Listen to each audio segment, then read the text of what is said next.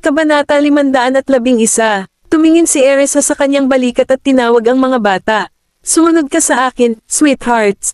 Huwag kang mahuhuli. Nang makitang magkasama ang 6 na bata, hindi mapigilan ni Mary ang ngiti sa kanyang mukha. Ang lahat ng mga bata ay maganda tulad ng mga manika. Napuno ng pagsamba ang puso ni Mary na nakatingin lang sa kanila. Nakuha nila ang atensyon ng marami pang iba sa ospital. Natigilan ang mga medical staff. Mga sextuple ba sila? Ang cute, pareho silang 6. Bakit madilim ang isa sa kanila? Pero maganda rin siya. Oh my goodness, may 6 na cute na sanggol. Ang mga ito ay kaibig-ibig. Siguradong napakaswerte ng kanilang mga magulang na nagsilang ng 6 na sanggol sa isang pagkakataon. Wow, napakaraming bata. Magkano ang pera na kakailanganin ng mga magulang para sa kanila? Bawat isa sa kanila ay parang paga na nagniningas ng pera. Sanay na si Eresa sa mga bulong at bulalas. Maririnig niya ang maraming papuri at naiinggit na mga bulalas mula sa mga dumadaan sa tuwing ilalabas niya ang mga bata. Nakangiti siyang tumango sa bawat doktor at nurse habang nilalampasan sila. Matapang na nagtanong ang isang nurse, mga anak mo ba silang lahat? Oo, pag-amin ni Eresa. Sextuplets o ilan ang mayroon? Mga sextuplet. Nagpaalam si Eresa sa nurse at hinakay ang mga bata na maabutan si Benjamin. Napakaswerte niya. Inggit na inggit ang nurse. Tumangala si Tim kay Eresa. Sinabi ni Miss York na anak niya ako. Bilisan mo. Huwag tayong magpahuli. Tumingin si Eresa sa kanyang balikat at binilang ang mga bata. Sinisiguradong walang nahuhulog. Pang-aasar ni Zachary. Mommy, don't worry. Kahit mahuli ka, hindi kami. Bukod dito ay ang ospital. Mahahanap ka namin kahit naligaw kami. Hindi nakakatawa. Sinundot ni Eresa ang noo ni Zachary. Humadjajak si Zachary habang umiiwas. Sa pagtingin sa mga bata, hindi mapigilan ni Eresa ang ngiti na naglalaro sa kanyang mga lobby. Puno ng paghanga ang kanyang tingin habang nakatingin sa kanila. Hinaplos niya ang ulo ni Tim at ngumiti ito nang magtama ang tingin nito. Nakatulog ka ba ng maayos kagabi, sweetheart? Nahihiyang tumingin sa kanya si Tim at tumango. Magiliw na ginulo ni Eresa ang kanyang ulo. Bilisan mo. Tinulak na ni Benjamin si Mary sa elevator ngunit napansin niyang hindi pa nakakarating ang iba pang grupo. Tumangala si Eresa kay Benjamin at sinabing, mauna ka na. Kukunin natin ang susunod. Masyadong puno ang lahat ng pumapasok sa isang elevator. Sumagot si Benjamin, nasa 3 palapag. Nakuha ko. Inakay ni Eresa ang mga bata sa kabilang elevator. Nang makasakay na ang lahat ng bata, pinindot niya ang close button. Pagtingin niya sa ibaba, napansin niyang nakatingin si Tim sa control panel na may pag-uusisa at pagkalito. Sa isang tapik sa kanyang ulo, malumanay niyang tinanong, nakasakay ka na ba dati, sweetheart? Napayuko si Tim habang umiiling. Namumula ang tenga niya sa kahihiyan. Isang kislap ng awa ang sumilay sa kanyang mga mata sa kanyang tugon. Yumuko siya para buhatin siya sa kanyang mga bisig at nagsimulang magpaliwanag. Yung pindot ko kanina ay yung close button. Pagkatapos makapasok ang lahat, maaari mo itong pindutin para isara ang mga pinto. Susunod, pindutin ang button para sa antas na balak mong puntahan, at i-activate nito ang elevator. Kapag umabot na ito sa iyong sahig, automatikong bumukas ang mga pinto. Nagkataon na nakarating na sa 3 palapag ang elevator, at ipinagpatuloy ni Eresa ang kanyang pagpapaliwanag. Kung hindi ito ang iyong destinasyon, maghintay hanggang sa makalabas ang iba pang mga pasahero, pagkatapos ay pindutin ang pindutan ng isara. Sa sandaling magsimulang gumalaw muli ang elevator, maghintay hanggang makarating ka sa iyong destinasyon para bumaba. Ito ang close button, at ito ang open button. Ang pindutan na may mga araw na nakaturo sa isa't isa ay upang isara ang mga pinto habang ang isa na nakaturo sa magkasalungat na direksyon ay upang buksan ang mga ito. Nakita ni Eresa na nakababa na ang lahat ng bata sa elevator, kaya inilabas niya si Tim at ipinagpatuloy ang pag-iingat sa kanya sa pag-iingat kapag sumasakay sa elevator. Pagkatapos mong pindutin ang close button at makita ang isang taong gustong sumakay, pindutin mo lang ang open button. Kailangan nating magpakita ng kagandahang loob sa ibang mga pasahero. Lumipat sa gilid para hindi harangan ang mga pinto. Lumingon si Eresa sa gilid at itinuro ang mga butones para tawagan ang elevator. Ang 2 button na ito ay ang up at down na button. Ang isa ay nagpapataas sa iyo, at ang isa ay nagpapababa sa iyo. Push the up button kung pupunta ka sa itaas na palapag at pindutin ang down button kung papunta ka sa lower floors. Sa sandaling pinindot mo ito, kailangan mong maghintay para sa pagdating ng elevator. Isa lang ang elevator sa isang shaft. Halimbawa, kung gusto mong umakyat, ngunit pababa ang elevator, magpapakita ang display ng isang arrow na nakaturo pababa. Kaya bumaba ka muna bago ka umakyat. Si Tim ay matamang nakikinig sa kanyang paliwanag. Kabanata 512. Ang iba pang 5 bata ay masunuring naghihintay sa gilid para matapos ni Erisa na ipaliwanag ang paggamit ng elevator kay Tim. Hindi sila nagtantrums o pinagtawanan ng kamangmangan ni Tim. Magugulat kami at hindi magiging kalmado tulad ni Tim kung kami ang lumaki sa isang rural na bayan at hindi pa nakakakita ng elevator. Napatingin si Erisa kay Tim. Naaalala mo ba ang lahat, sweetheart? Tumango si Tim na namumula ang pisngi. Masyadong madilim ang kanyang mukha, kaya hindi masyadong halata ang pamumula nito, ngunit alam na alam ni Erisa ang kanyang pagkamahiyain at tinapik-tapik ang kanyang ulo. Sa malumanay na boses, sinabi niya, noong unang beses akong sumakay sa elevator, natakot ako na pagtawanan ako ng iba, kaya sumakay ako sa isang tao at pinanood kung paano nila ito pinapatakbo. Magiging pamilyar ka sa mga gawain pagkatapos ng ilang beses. Okay, tumango si Tim. Patuloy siyang binuhat ni Erisa at sumigaw para sa 5 papatungo sa examination room. Nandyan sina Lola at Mr. Graham. Nakita ni Gavin si Benjamin at si Mary ay halos nasa dulo na ng hallway at sinabihan si Erisa. Bilisan natin dyan. Binilisan niya ang kanyang lakad at tumakbo ang iba pang 5 bata para makasabay sa kanya.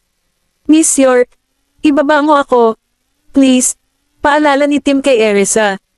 Ayos lang. Kaya kitang buhatin. Ngumiti ito sa kanya. Sa wakas ay nagkaroon ako ng pagkakataon na buhatin siya, kaya gusto ko siyang buhatin ng kaunti pa.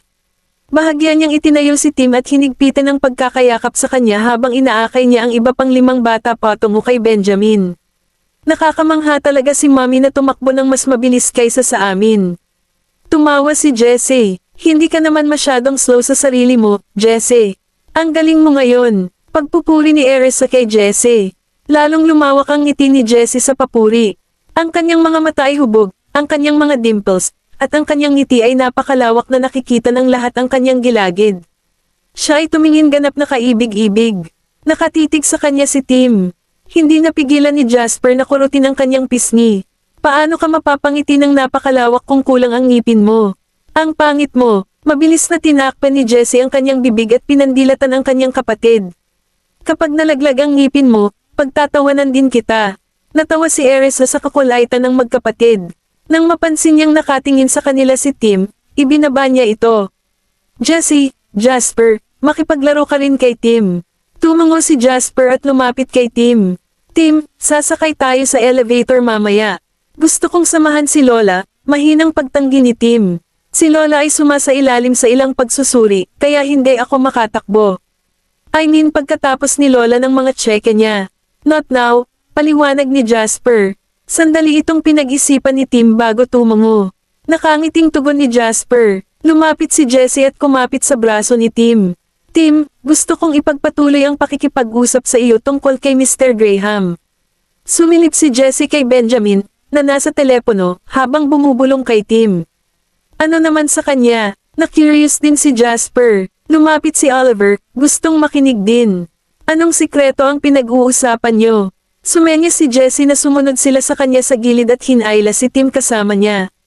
Sinundan din siya ni Gavin at Zachary, gustong makinig. Napangiti si Erisa nang makitang nagkakasundo ang 6 na bata.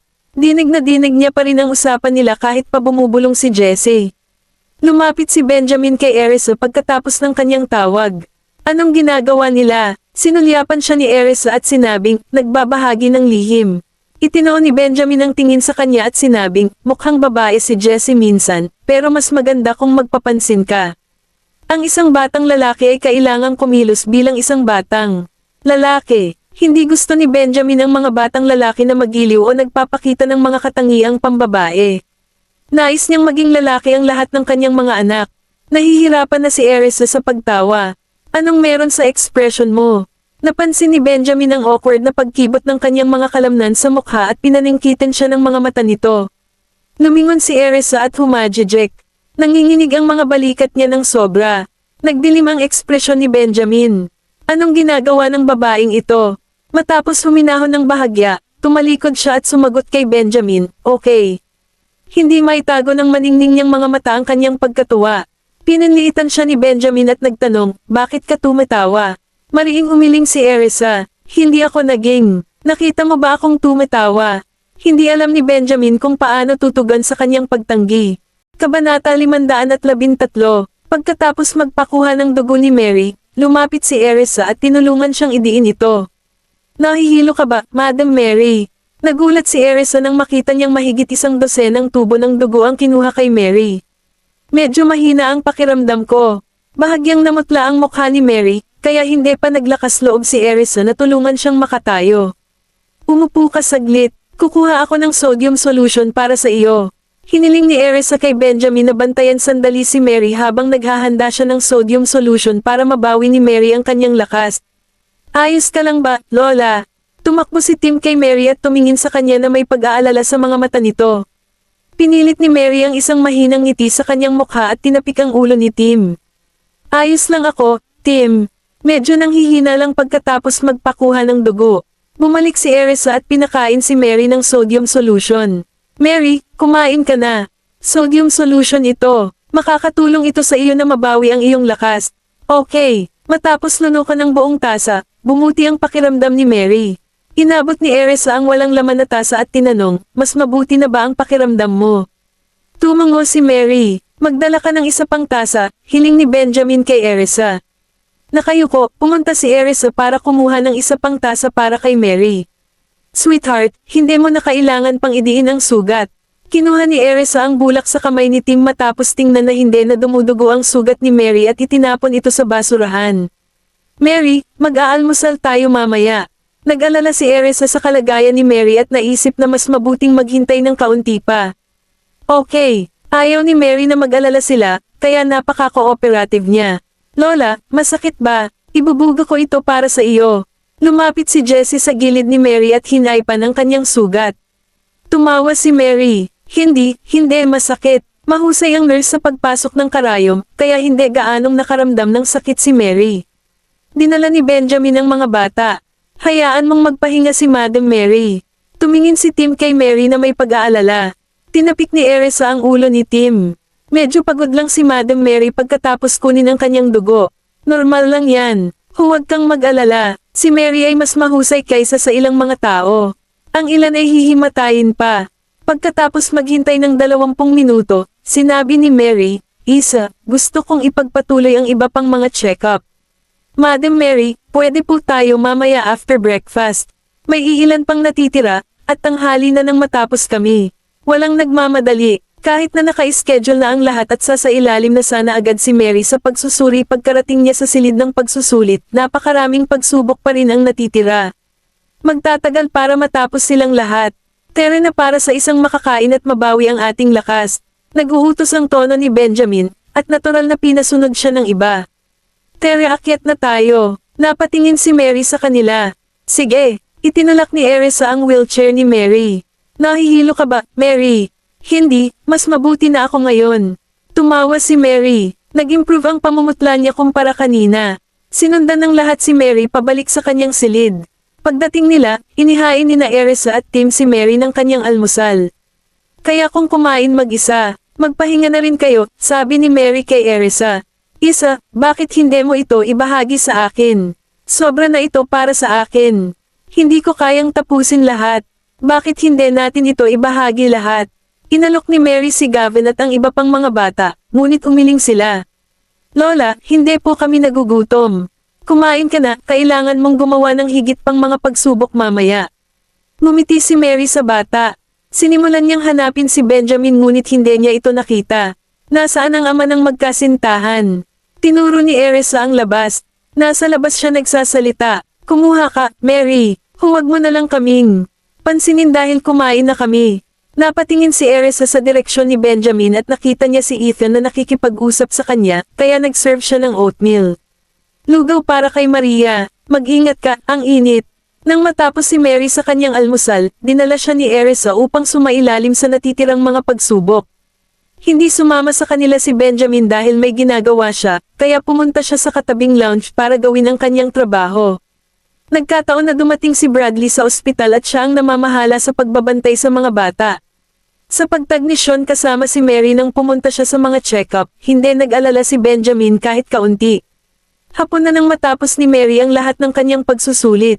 Pinakain ni Erisa si Mary ng natirang sinigang na oatmeal at nagpahinga ng kaunti. Dahil sa pagod, mabilis na nakatulog si Mary. Kabanata 514, dumaan si Benjamin para tingnan ang lahat. Nang makita niyang natutulog si Mary, sinabi niya, "Tere na. Isama mo ang mga bata, at mananatili ako rito para bantayan si Mary." Itinakip ni Erisa ang kumot sa ilalim ng braso ni Mary. Kumunat ang noo ni Benjamin sa pagtanggi ni Erisa. Baka tulog pa siya kahit lunch na. "Tere na." Walang imik si Erisa habang nakatingin sa dominanteng lalaki. "Miss York, kumain ka na. Kaya kong samahan si Lola mag-isa." Tumingin si Tim sa dalawang matanda at nag-alok na manatili. "Magkakasama tayong lahat," sabi ni Gavin. "Isama mo ang bata. Mayroon kaming mga doktor dito na nagbabantay kay Madam Mary." Tinitigan ni Benjamin si Erisa. Napansin ni Erisa na nag-aatubili si Tim na sumama sa kanila at pinuntahan siya. "Sweetheart, mag-lunch na tayong lahat, at pwede kang mag-uli para kay Mary." "Tim, sabay tayong mananghalian at mag-impake ng masarap para kay Lola," udyok ni Zachary. "Tim, alis na tayo." Lumapit si Jessie kay Tim at hinayla siya palabas. "Kung hindi ka pupunta, hindi rin ako pupunta." Tumingin sa kanya si Tim at walang choice kundi sundan siya. Humajajak sina Oliver at Jasper. Si Jessie ang pinakamahusay. Napansin ni Erisa na susundin ni Tim ang lahat ng itatanong sa kanya ni Jessie. "Matuto ka sa anak mo," bulong ni Benjamin. Pinagtataka ni Erisa si Benjamin. Hindi niya maintindihan kung bakit si Tim ay sumusunod sa mga hinihingi ni Jessie. Napaiyak si Jessie nang maisip niyang hindi siya gusto ni Tim habang nag-aalmusal. Mas naging close sila pagkatapos siyang pakalmayan ni Tim. Sa wakas ay naintindihan na ni Erisa. Hindi marami ang makakayanan kapag nagsimulang umiyak si Jessie, ngunit hindi ako eksaktong umiyak para mapalapit sa akin si Tim. Masyado na akong matanda para dyan, at ayokong magsinungaling kay Tim. Nagulat din sina Gavin, Zachary, Oliver, at Jasper. Ginamit ni Jessie ang kanyang trump card. Hindi nakakagulat na sinusundan siya ni Tim sa bawat salita ngayon. "Tere na, mag-lunch na tayo." Natural na inabot ni Benjamin ang kamay ni Erisa at lumabas ng pinto nang hindi man lang tumitingin sa mga bata. Sinulyapan siya ni Erisa at tumingin sa balikat niya. "Sweethearts, tere na, mag-lunch na tayo." Lumapit si Gavin sa kanya at hinawakan ang kamay niya na mukhang tuwang-tuwa. Tumakbo rin sina Zachary, Oliver, at Jasper papunta kay Erisa at hinagaw ang kamay nito sa pagkakahawak ni Benjamin. "Hindi ka ba nahihiyang hawakan ang kamay ni Mommy sa harap natin, Mr. Graham?" Tanong ni Zachary. Bahagyang kumaibat ang sulok ng labi ni Benjamin sa suntok. Nang makita niyang lahat ng bata ay nakahawak sa kamay ni Erisa, samimangot siya. Namula ang pisngi ni Erisa sa kanilang away. Naghihintay na si Tim kasama si Jessie sa labas ng elevator. "Tim, tandaan mo ang itinuro ko sa iyo." Magiliw na tiningnan ni Erisa si Tim. Tumango si Tim. "So ano ang dapat mong gawin ngayon?" Tanong niya. Sinulyapan sila ni Tim, pagkatapos ay naglakad patungo sa call button, at pinindot ang button na may arrow na nakaturo pababa. "Ang galing mo, sweetheart." Pinuri ni Erisa si Tim at inakay ang mga bata sa elevator. Gustong sumiksik ni Benjamin, ngunit pinalo siya ni Sean at nilagpasan siya. "Bakit hindi mo ako inimbitahan na mag-lunch?" Sina Sean, Bradley, at Ethan ay nakapasok na sa elevator. Nagdilim ang ekspresyon ng mukha ni Benjamin. Nang maramdaman ang pagbabago ng mood ni Benjamin, lumabas si Ethan sa elevator na medyo ayaw. "Mr. Graham, mangyaring pumasok." Nginitian siya ni Benjamin at sinaman ng tingin si Sean. "Pupunta ka ba? Kailangan na nating kumain at makabalik ka agad dito," udyok ni Erisa. Pumasok si Benjamin sa elevator at pumunta sa gilid niya, pinulupot ang braso sa baywang niya. Hindi sanay si Erisa na maging intimate sa kanya in public, kaya sinubukan niyang iwasan ang braso nito. Hinigpitan ni Benjamin ang pagkakahawak sa bewang niya at binigyan siya ng warning glare. Ibinuka ni Erisa ang kanyang bibig para magsabi ng kung ano-ano ngunit itinikom ito ng walang sinasabi. Napansin ni Sean ang kilos ni Benjamin at pinindot na lang niya ang close button na may kasamang amusement. "Nako, hindi mo dapat ipilit, Mr. Bailey. Dapat hinayaan mo si Tim na idiin ito," mapilit na paalala ni Jessie kay Sean. Hindi ba't kahit sinong pumindot nito? Tanong ni Sean na may pagtataka. Kabanata 515. Hindi pareho. Kailangang matuto ni Tim kung paano sumakay ng elevator. Malamig na paalala ni Gavin kay Sean. Napaatras si Sean sa gulat bago tumingin sa batang nasa harapan niya. Ayos lang, Mr. Bailey, yungol ni Tim na medyo nahihiya. Sa sumunod na segundo, napangiti si Sean at binuksan ang pinto ng elevator. Halika dito, Tim, sabi niya habang marahang ginulo ang buhok ng bata. Namumula pa rin ang mukha, itinaas ni Tim ang kanyang kamay at isinara ang pinto ng elevator. Matapos maalala ang itinuro sa kanya ni Erisa, pinindot niya ang button para sa unang palapag. Nang hindi gumalaw ang elevator, muling kinabahan si Tim. Ay, hindi, may nagawa ba akong mali? Mabilis na nagpaliwanag si Erisa, na napansin ang pagkataranta ng kanyang anak, ayan, sweetheart. Ang tagal bago gumalaw ang elevator. True enough, nagsimulang bumaba ang elevator sa sandaling iyon, at nagliwanag ang mga mata ni Tim. Makakasanayan mo ito sa maraming pagsasanay, Tim. Paninigurado ni Oliver. Oo, tugon ni Tim, tuwang-tuwa na tumango habang ang mga lobby ay pumulupot sa isang ngiti. Walang dapat ikahiya, Tim. Ganoon din ako noong sinubukan ko ito sa unang pagkakataon. Takot na takot akong magkamali kaya hindi ako naglakas loob na pindutin ang mga buton. Napangiti si Jasper. Nagpatuloy siya sa pagbabahagi ng kanyang mga karanasan at hindi mahalaga kung magkomento si Tim o hindi. Hindi inalis ni Benjamin ang tingin kay Tim, ngunit halatang gamaan ang loob niya matapos makita kung gaano kahusay ang pakikasama ng ibang mga bata sa huli. Ngumiti lang sina Sean, Ethan, at Bradley sa bata. Ayaw magsalita ng kahit ano baka hindi siya komportable. Huminto ang elevator sa isa pang palapag, maliban sa walang sumakay ng makitang puno na ito. Pwede mong isara ang pinto, udyok ni Sean habang tinatapik ang ulo ni Tim. Sinulyapan ni Tim ang doktor bago pinindot ang button para isara ang pinto. Nang ipagpatuloy ang pagbaba ng elevator, hindi masusukat ang saya na naramdaman niya. Oo, lalo akong gumagaling dito. Nakakagulat ka, Tim. Bulalas ni Zachary na may malawak ng ngiti. Nang marinig iyon, agad na namula si Tim. Si Oliver, Jasper, at Jesse ay sumalubong sa kanilang mga papuri, dahilan para mas lalong namula ang mga tenga niya. Si Gavin at ang mga matatanda, masyadong, ay natuwa sa tuwa ngunit wala nang sinabi pa. Matamang nakatingin sa kanyang mga anak, pinuna sila ni Erisa palabas nang huminto ang elevator. Tara na, oras na para sa tanghalian. Sabi ni Sean habang mabilis na binuhat sina Tim at Jesse. Binuhat ni Ethan sina Jasper at Oliver, habang sumunod naman si Bradley sa likod kasama sina Gavin at Zachary sa kanyang mga bisig. Kaya lang, ligtas na naihatid ang 6 na bata. Nakakaramdam ng pagka-relax, ikinabit ni Benjamin ang isang braso sa baywang ni Erisa habang itinaas nila ang likuran. Paano ang mga doktor mula sa Delmore? Hindi ba sila kakain sa atin? Biglang tanong ng huli. Kumunat ang noo ni Benjamin at sumagot, ayos lang.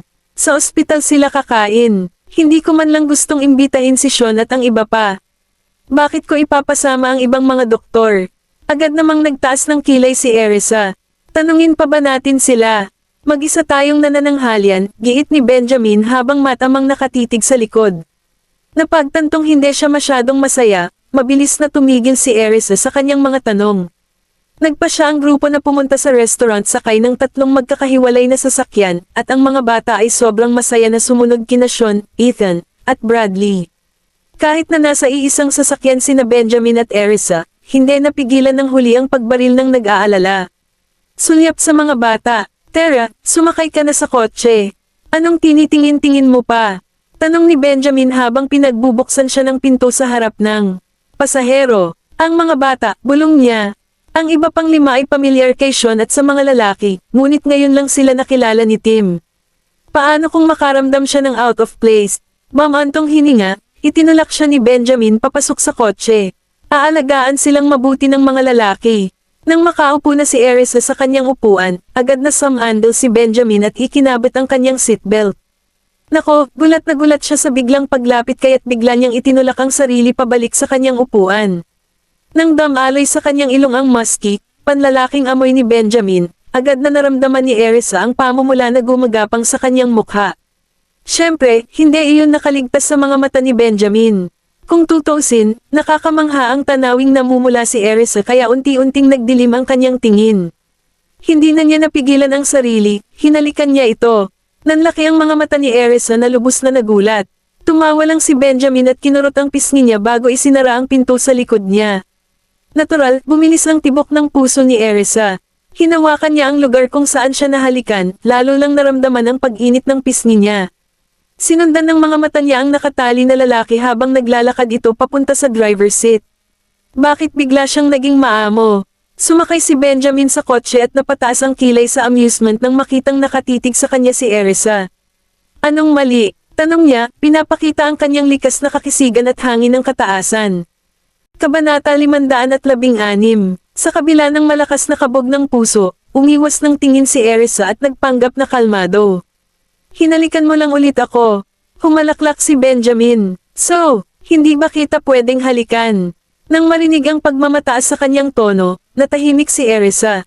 What the hell? Di ba sabi niya noon hindi siya magkaka-interes sa akin? Bakit ngayon pa siya bumabalik sa sinabi niya? Okay lang ba siya sa ulo? With that, lumingon siya at pinandilatan siya. Matapos paandarin ang sasakyan at salubungin ang tingin ni Erisa, pinaikit ni Benjamin ang kanyang mga mata. Ano ang hitsura na iyon? Pabiro niyang sabi, masama ang kutob ko dito. Alam kong hindi ito maaaring maging mabuti. Bakit? Ano sa tingin mo ang hitsura ko, Graham? Tanong ni Erisa na nakangiti ng nakakaloko sa kanya. Wala akong iniisip na partikular. Gusto kong marinig ang sasabihin mo. Sigurado ka bang gusto mo ako? Sabi ni Erisa na kumikinang ang mga mata sa kapilyuhan. Oo, sagot ni Benjamin habang nagsimulang magmaneho. Hindi ba ako mukhang nakatitig sa isang tanga? Tili, biglang nagpreno ang sasakyan, at ang pagkawalang galaw ay nagpasulong kay Erisa sa kanyang upuan at pagkatapos ay mabilis na bumalik. Kung hindi dahil sa seatbelt, walang dad ang bumagsak siya sa windscreen. Nagngagat ang ngipin ni Benjamin at pinandilatan si Erisa. Tinatawag mo ba akong tanga? Oh, itong babaeng ito. Anong meron sa kanya? Sa anong paraan ako nagmumukhang tanga? Nang makita kong gaano kasenggit si Benjamin, maingat na ninakawan siya ni Erisa ng sulyap. Napaka-confident mo noon nang sabihin mong hindi ka mahuhulog sa akin, paliwanag niya. Pero ngayon, naka 180 ka at hinalikan mo ako. Hindi ka ba nagiging tanga niyan? Sa kanyang pagtataka, hindi mahanap ni Benjamin ang mga salita para pabulaanan siya. Nangangamba, tinapakan niya ang accelerator at nagmaneho. Alam kong hindi ko siya dapat pretuhin ng mabuti. Sa tuwing nagpapakita ako sa kanya ng kabaitan, hindi siya nagkukulang na abusuhin ito. Kahit nakarating na sa restaurant, tahimik pa rin si Benjamin. Tahimik na nakaupo si Erisa sa passenger seat, nakaawang ang mga lobby habang pinagmamasdan ng malamig at malayong lalaki sa tabi niya. Well, hindi ako nagkamali. Nagsasabi lang ako ng totoo. Pagkahinto ng sasakyan ay agad na binuksan ni Erisa ang pinto at lumabas. Naghihintay na sina Sean, Ethan, at Bradley sa pasukan kasama ang mga bata. Mami, bakit ang bagal ninyong dalawa? Naguguluhang tanong ni Gavin, alam na alam niyang hindi mabagal na driver ang kanyang ama. Nako, nang makita niya si Benjamin na bumaba ng sasakyan, lalo siyang nataranta. Ay nako, sino ang nagpagalit kay Daddy? Nilinggan ni Erisa ang kanyang mga anak at tumawa.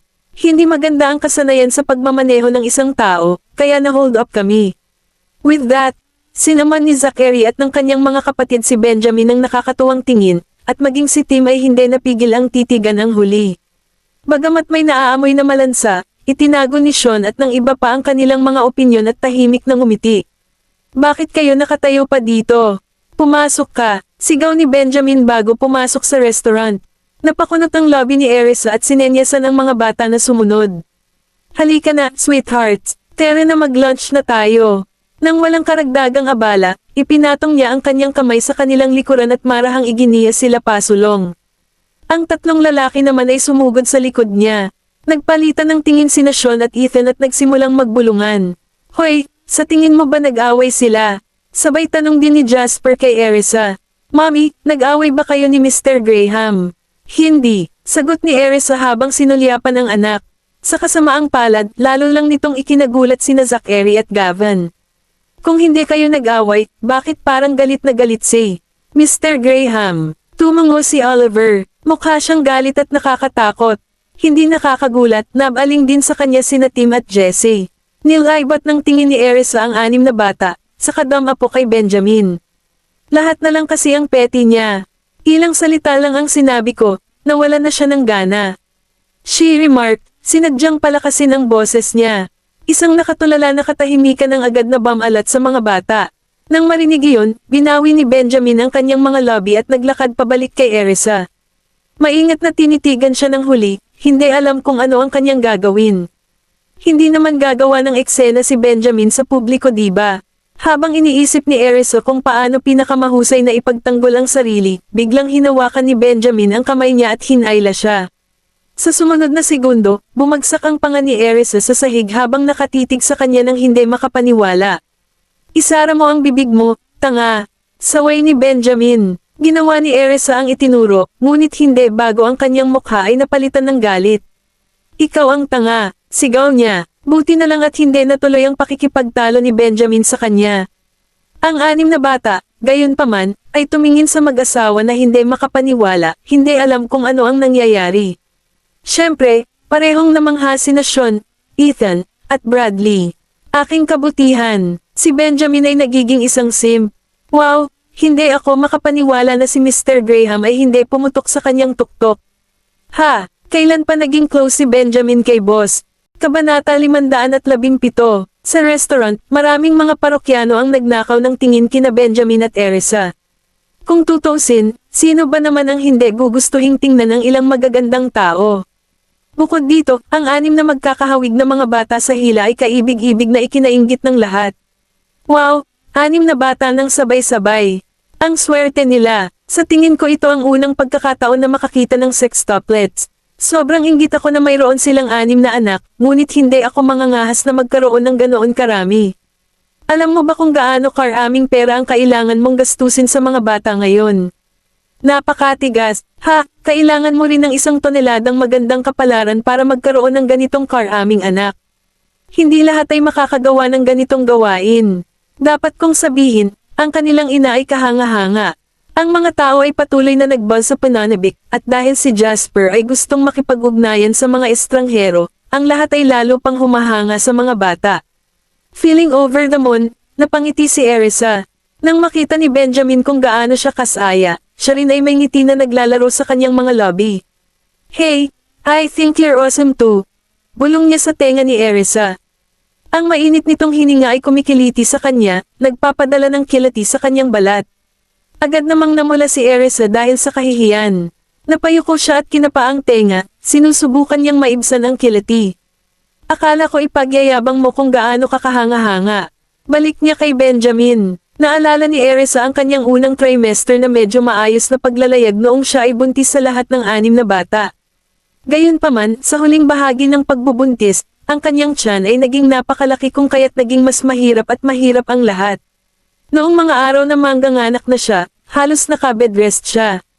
Mahirap gumawa ng kahit ano, at ang pagtayo lang ng ilang minuto ay sapat na para sumakit ng husto ang kanyang baywang. Ngunit ako ay kamangha-manghang. Napamura si Benjamin na may kasamang narcissistic smirk. Paano ka pa magkakaroon ng sextuplets? Niinis ang mga mata ni Benjamin kay Erisa, na nagpabilis ng tibok ng puso nang huli nang magtama ang tingin nito. Nagmamadali siyang umiwas ng tingin, ngunit walang maitago ang pamumula na gumapang sa kanyang leeg. Nang makitang napahiya si Erisa, natuwa si Benjamin. Pagkapasok ng grupo sa private room ay agad niyang kinuha ang mga waiter para ihain ang mga pinggan. Sige, sweethearts, maghugas muna tayo ng kamay bago kumain. Paalala ni Erisa bago pinalabas ang mga bata.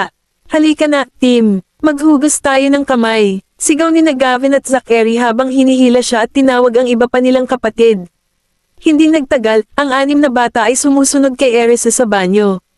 Gamitin mo ang mga palikuran kung kailangan mo, sweethearts. Malapit nang maging handa ang pagkain natin.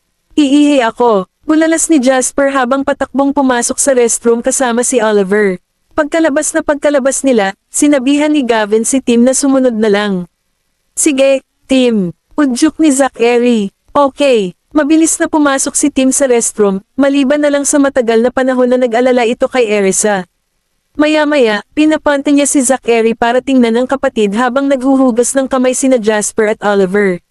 Pumasok si Zachary sa restroom kasama si Gavin, buti na lang nakita si Tim na tila may hinahanap sa cubicle. Tim, naiihi ka na ba? Tanong ni Zachary. Nang marinig iyon, si Tim ay naging isang malalim na lilam ng pulang-pula. Meron, pero hindi ako marunong mag-flush ng toilet. Nagdulot iyon ng hadjejek mula kay Zachary, pero buti na lang, napigilan niya ito. Ang kailangan mo lang gawin ay pindutin ang flush button na ito, at lalabas ang tubig, sabi niya habang ipinapakita ang proseso kay Tim. Marami pa, yata akong kailangang ituro kay Tim sa hinaharap. Maaari kang lumabas at maghugas ng kamay, Tim. Tumikim si Gavin, sinusubukan niyang i-comfort ang namumula niyang kapatid.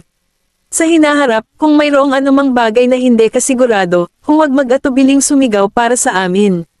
Lagi kaming nandito para tulungan ka. Hindi mo kailangang mahiya sa amin. Madiin na tumango si Tim. Maraming salamat, huwag mo nang banggitin. Bukod dito, gusto naming tanungin mo kami.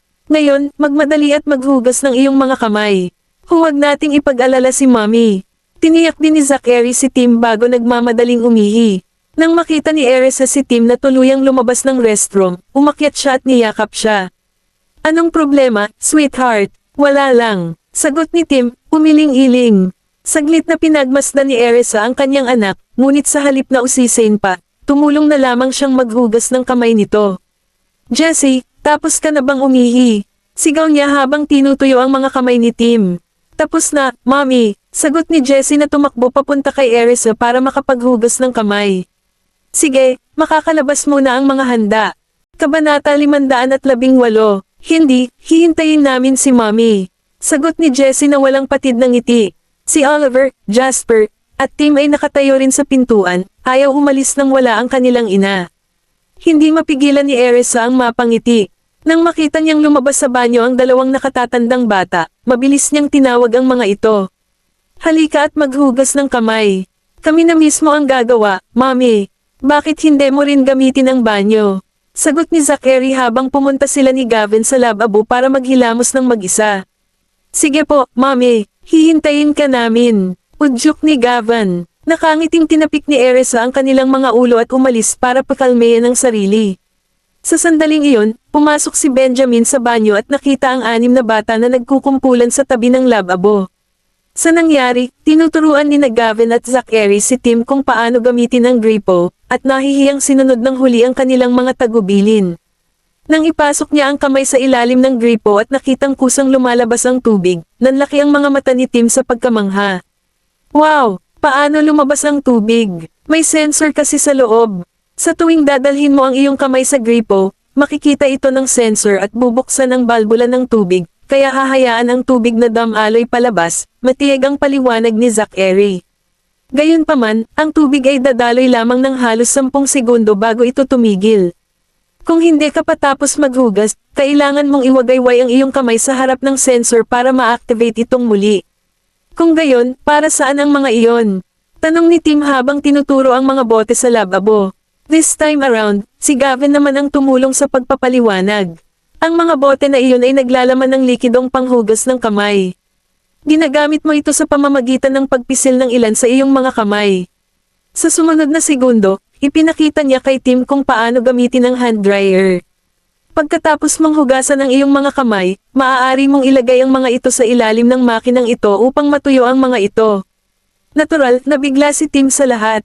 Nakakamangha iyan. Wala kaming mga ganito sa aming nayon. Tinitigan ni Jasper, Oliver, at Jessie ang kanilang kapatid, medyo naaawa sa kanya. Nako, sigurado akong lalabas na ang mga ito sa baryo. Noong nakaraan, ang lungsod ay walang ganoong magarbong mga gadget. Palaging may mga bagong nabuong item na lumalabas, at kahit na kailangan kong malaman kung paano gamitin ang mga ito. Paninigurado ni Zachary. Noon lang, lumapit si Benjamin sa mga bata. Well, naghugas na ba kayong lahat? Agad na napalingon sa kanya ang mga bata, na si Tim ay lalong namumula sa mukha. Marahang ginulo ni Benjamin ang buhok ng bata. Ayos lang. Makukuha mo ang mga bagay na ito kapag nagkaroon ka ng higit pang pagsasanay. Huwag mag-atubiling magtanong sa iyong mga kapatid kung mayroon kang anumang mga katanungan.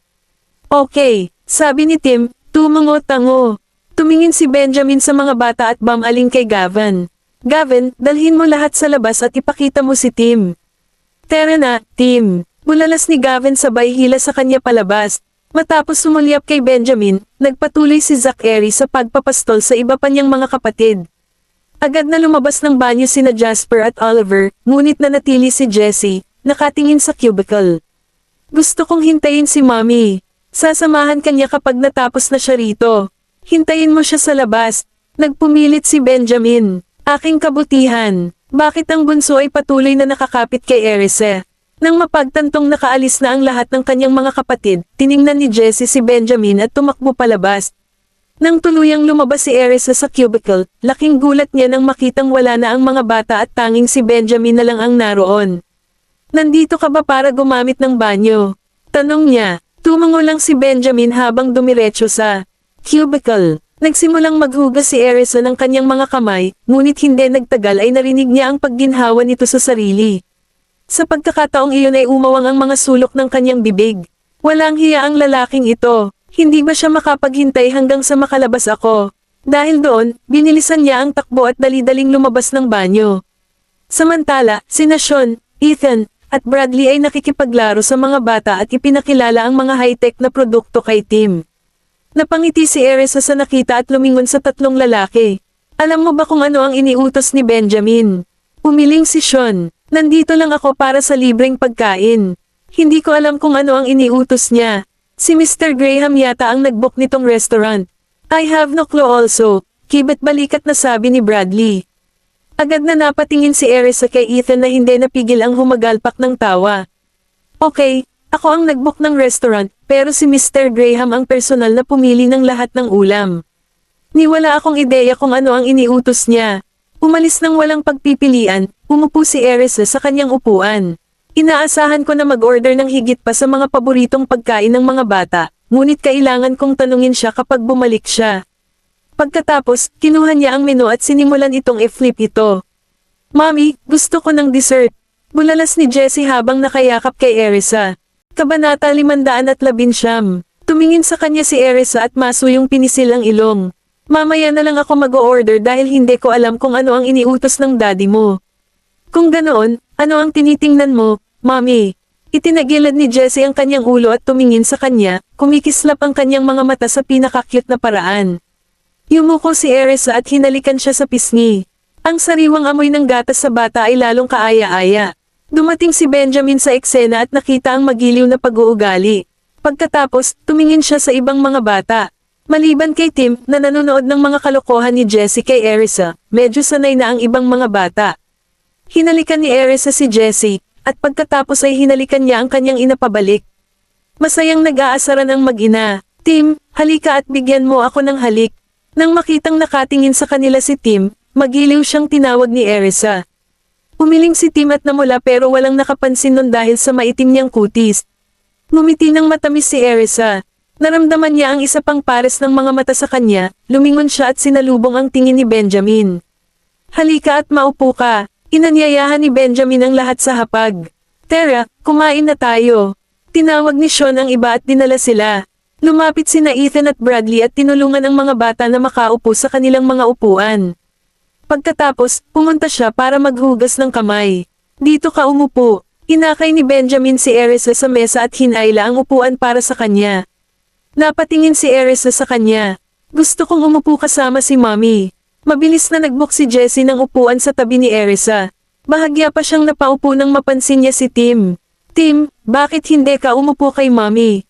Umiling si Tim. Hindi, ayos lang. Masayang tumawa si Jessie. Tim, umupo ka sa tabi ko. Napatingin si Tim kay Jessie. Dito ako uupo. Halika dito, Tim. Inalok ni Jasper ang kanyang upuan kay Tim para maupo ang huli kasama si Jessie at ang kanilang mommy. Hindi na kailangan. Mauna ka. Ikanaway ni Tim ang kanyang kamay. Ngumiti si Jasper at lumapit sa kanya. Halika na. Papalitan kita ng upuan. Pumunta ka dito. Tawag ni Erisa sa anak. Inakay ni Jasper si Tim sa upuan sa tabi ng kapatid nila. Habang lumalapit si Benjamin at binuhat ang bata para iupo sa upuan, tumingin sa kanya si Tim. Salamat, Mr. Graham. Kinurot ni Benjamin ang pisngi niya. Tapos, nakita niyang hindi nakaupo ng maayos si Jasper. Pumunta siya at inilagay siya ng maayos sa kanyang upuan. Ang lahat ay nakaupo ng maayos ngayon. Napatingin si Jasper kay Benjamin. Salamat, Mr. Graham. Sinaman siya ng tingin ni Benjamin, ngumisi at bumalik sa kanyang upuan sa tabi ni Erisa. Natawa si Sean habang tinitingnan ang maalagang ugali ni Benjamin. Benjamin, lalo kang nagiging ama. Sinaman siya ng tingin ni Benjamin. Ibig mong sabihin hindi na ako katulad ng dati. Ngumuso siya. Tumawa si Sean. Hindi ka masyadong nagmamalasakit. Hindi ba, Gavin? Tumangala si Gavin kay Benjamin at tumango. Nang makita iyon, napaawang ang lobby ni Benjamin. Napatingin sa kanya si Erisa at sumang-ayon kay Sean. Dati, hindi ka malapit sa pagiging ama. Sinaman siya ng tingin ni Benjamin. Inilipat ni Erisa ang mga mata mula sa kanya papunta sa mga bata.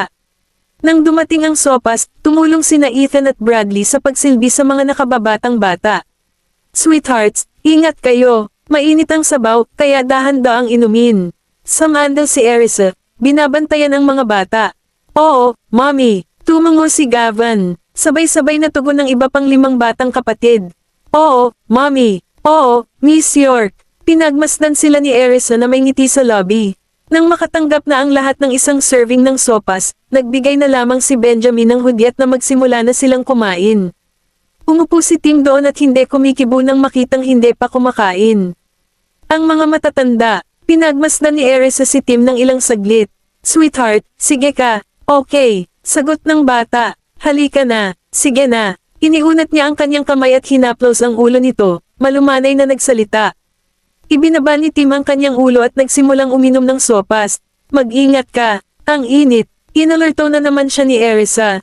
Nang tumango siya, inulit niya ang kanyang mga sinabi sa iba pa niyang mga anak. Huwag mo na lang silang isipin, dapat mayroon ka ring sabaw.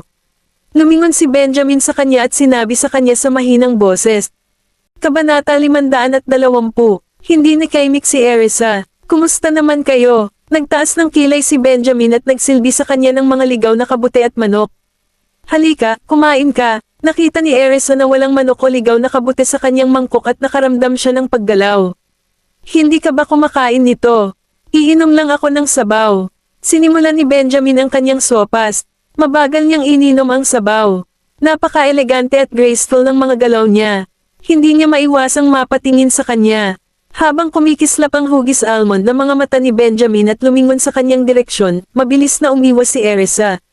Saglit na nanatili ang tingin ni Benjamin sa kanya at namula siya, bahagyang nakaawang ang maselang lobby. Napansin ni Sean, Ethan at Bradley na may nangyayari sa paraan ng pag-arte nila at curious silang nanunood. Binalingan lang sila ni Benjamin ng nagbabala na tingin. Nakuha nila ang mensahe at tumingin sa ibaba para uminom ng kanilang sopas, na nagkunwaring wala silang napansin. Tiningnan ni Tim ang mga ligaw na kabute sa kanyang mangkok. Ito ay isang bagay na hindi pa niya nakakain noon at hindi niya alam kung ano ang mga iyon. Tumingin siya sa kanan at kaliwa niya. Nang makitang kinakain ito ng iba, kumagat siya ng kaunti at nakita niyang chewy ito. Tim, gusto mo ba ng wild mushroom? Kaya kung ibigay sa iyo ang akin. Sinandok ni Jesse ang mga ligaw na mushroom mula sa kanyang mangkok at inilagay ang mga ito sa kanyang mangkok. Wala kang makukuha pagkatapos ibigay sa akin. Napatingin si Tim sa kanya. Ayos lang. Ngayon lang ako kumain ng isa. Nagustuhan mo ba? Nakaharap sa starry-eyed na tingin ni Jesse, tumango si Tim. Oo, masarap.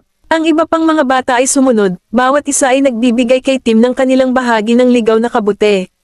Salamat, kaya kong tulungan ang sarili ko. Nagulat si Tim sa ipinakitang pagmamahal sa kanya. Kung gusto mo, marami pa dito. Sandok ng isa si Erisa para kay Tim, nakangiti sa anak. Salamat, Miss York.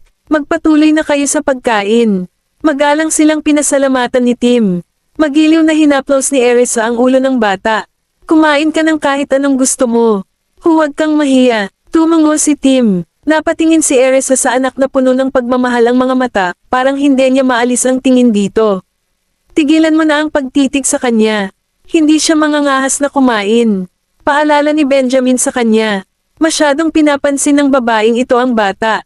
Napatingin si Erisa sa mga bata at saka muling tumingin sa kanya. Anong in-order mo? Makikita mo kapag dinala nila ang mga pinggan. Simpleng sagot ni Benjamin. Napakagatlabi si Erisa at saka muling nagtanong. May hiniling ka na bang maghanda ng pagkain para kay Madam Mary? Oo, mushroom soup. Ibinalik ni Benjamin ang kanyang tingin. Natuwa si Erisa. Si Mary ay hindi isang malaking kumakain at ang sopas ay perpekto para sa kanya. Paano ang dessert? Hindi. Kumunat ang noo ni Benjamin. Pagkatapos ng ilang pag-aalinlangan, nagpatuloy siya. Hindi maganda sa kanya ang mga dessert. Masyadong maraming asukal. Hindi sumagot si Erisa sa kanya. Pagtingin kay Sean na nakaupo sa harap niya, tinanong niya, Dr. Bailey, masama ba ang asukal sa kalusugan? Napangiti si Sean. Sa tamang dami, ang asukal ay mabuti para sa kalusugan. Masyadong masama. Makinig ka sa doktor. Napaka-professional niya. Ngumiti si Erisa at binitukan si Benjamin. Hindi niya ito gusto kaya hindi niya pinapayagang kainin ito ng iba. Nagpatuloy ang mga waiter sa paghahain ng kanilang pagkain. Tinulungan ni Erisa ang mga bata na kumuha ng pagkain nang walang nawawalang bata. Nang makitang nagmamalasakit lamang siya sa mga bata, sinandok siya ni Benjamin ng pagkain sa kanyang plato. Mami, huwag mo na lang kaming alagaan.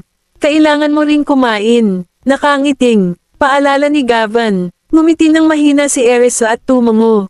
Okay, sa panahon ng pagkain, tiniyak niya na ang 6 na bata ay may sapat na pagkain bawat isa, at kapag sila ay sapat na, nagsimula siyang kumain ng kanyang bahagi. Mama, hindi ka pa nag-o-order ng dessert, gusto ko ng dessert. Hinatak ng batang babae ang manggas ni Erisa, na cute na kumilos. Pagdating ng waiter, o-order ako. Magalang na sabi ni Erisa. Tiningnan sila ni Benjamin at sinabi kay Jessie, mga lalaki, huwag masyadong kumain nito, magdudulot ito ng pagkabulok ng ngipin.